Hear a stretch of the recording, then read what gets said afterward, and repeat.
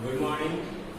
हम लोग पढ़ रहे थे भारतीय महिलाओं की स्थिति और सुधार, यानी भारतीय महिलाओं की हमारे समाज में क्या स्थिति थी आज से कुछ सौ साल पहले और अब क्या स्थिति है हम लोग जानते हैं। तो इस स्थिति में लाने के लिए महिलाओं को हमारे जो समाज सुधारक थे, जो हमारे धार्मिक चिंतक के सुधारक थे, उन्होंने किस तरह प्रयास किया, सफल प्रयास किया, तब आज जाके महिलाओं की स्थिति में इतना सुधार हो पाया। इसके बारे में हम लोग पढ़ रहे थे।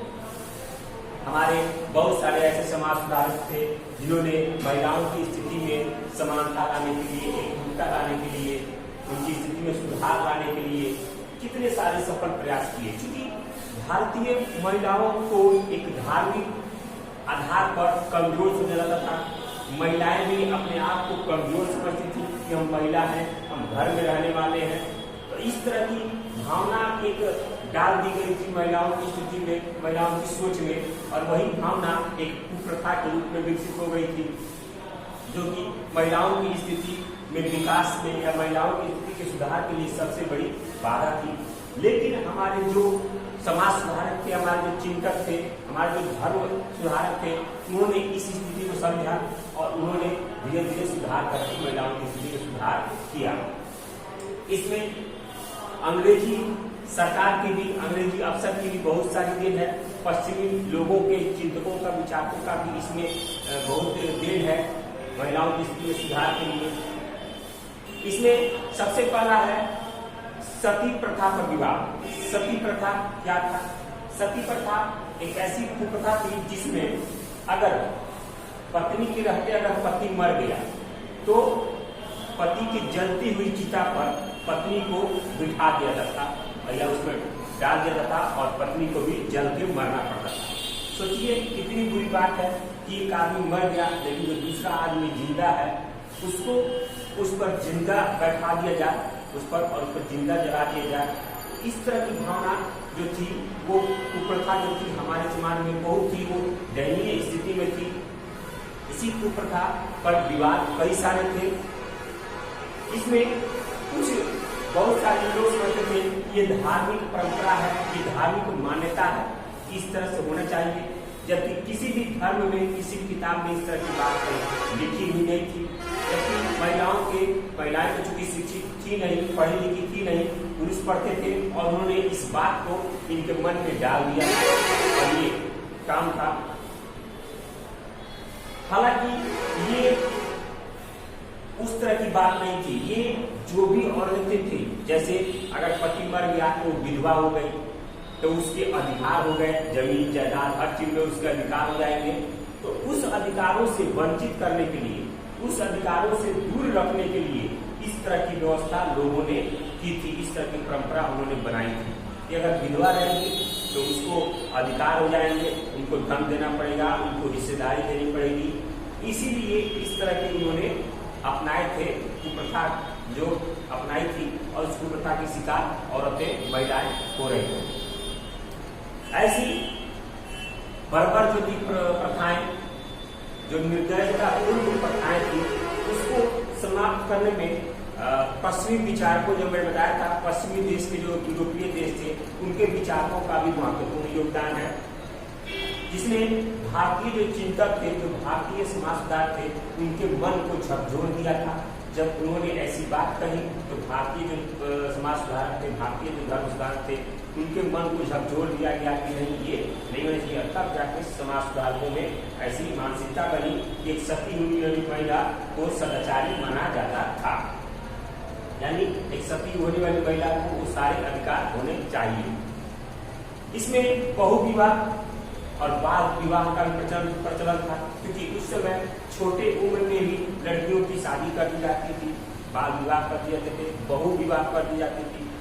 तो बाल विवाह जो होती थी, जो सती होने वाली होती थी लड़कियां, वो सबसे कम उम्र की होती थी, क्योंकि ऐसी थी कि उसमें बाल विवाह किया जाता था। तो उसमें बाल विवाह में अधिकतर लड़कियां अधेड़ उम्र या अधिक उम्र के या बुजुर्ग लोगों से शादी कर दी जाती थी, लड़कियों की, कम उम्र की लड़कियों की। तो उस स्थिति में अगर कम उम्र की लड़कियों को अधिक उम्र के बुजुर्ग से या अधेड़ उम्र के आदमी से निश्चित था कि वो कुछ सालों में बढ़ता था और ये जवान की जवान रहती थी, लेकिन तब इसको सती होना पड़ता था। इस तरह की प्रथा थी जो कि बहुत ही एक प्रभावकारी घटना हमारे समाज में उस समय होती थी। इस प्रकार की इस कुप्रथा की समाप्ति के लिए, इस कुप्रथा को दूर करने के लिए सबसे पहले हमारे यहाँ राजा राममोहन राय आए। यानी चूंकि इस कुप्रथा को सबसे पहले राजा राममोहन राय के द्वारा दूर किया गया, क्योंकि इसमें कुछ कट्टरपंथी जो लोग थे, कट्टर लोग थे जो इसका विरोध करते थे, वो लोग इस सती प्रथा का समर्थन करते थे। जो राजा राममोहन राय विरोधी थे, कट्टरपंथी थे, वो लोग सती प्रथा को जायज मानते थे। इसलिए राजा राममोहन राय के अनुरोध पर तत्कालीन जो वाइसराय थे, तत्कालीन जो गवर्नर थे ब्रिटिश, यहाँ पे भारतीय में ब्रिटिश जो गवर्नर थे, जो उस समय थे लॉर्ड विलियम बेंटिक यहाँ पर उस समय गवर्नर जनरल थे। और राजा राममोहन राय ने उनसे आग्रह किया, तब उन्होंने 1829 में कानून बनाकर सती प्रथा का अंत कर दिया। यानी 1829 में लॉर्ड विलियम बेंटिक ने इस पर कानून बनाकर और सती प्रथा को पूरी तरह समाप्त कर दिया, खत्म कर दिया। और इसलिए समाजी सुधार के क्षेत्र में यह राजा राममोहन राय की सबसे बड़ी उपलब्धि थी। यानी सामाजिक जो थी सफलता, उस क्षेत्र में राजा राममोहन राय की ये सबसे बड़ी सफलता थी, उपलब्धि थी। उन्होंने ब्रह्म समाज की स्थापना 1828 में की थी। यह ब्रह्म समाज आपको महिलाओं की स्थिति में सुधार की प्रक्रिया के लिए की गई थी, जैसे सती प्रथा पर रोक, महिलाओं की शिक्षा पर बल, विधवा पुनर्विवाह को प्रोत्साहन, अंतरजातीय विवाहों का समर्थन, बाल विवाह का विरोध। यानी इन सब बातों पर विचार करने के लिए, इन सब बातों को देखने के लिए उन्होंने ब्रह्म समाज की स्थापना की थी 1828 ईस्वी में। और इसलिए इस संस्था द्वारा, ब्रह्म समाज द्वारा महिलाओं की इन सारी स्थितियों में सुधार के लिए योजना बनाई जाती थी, उसकी प्रक्रिया अपनाई जाती थी। तो ये था आपको सती प्रथा।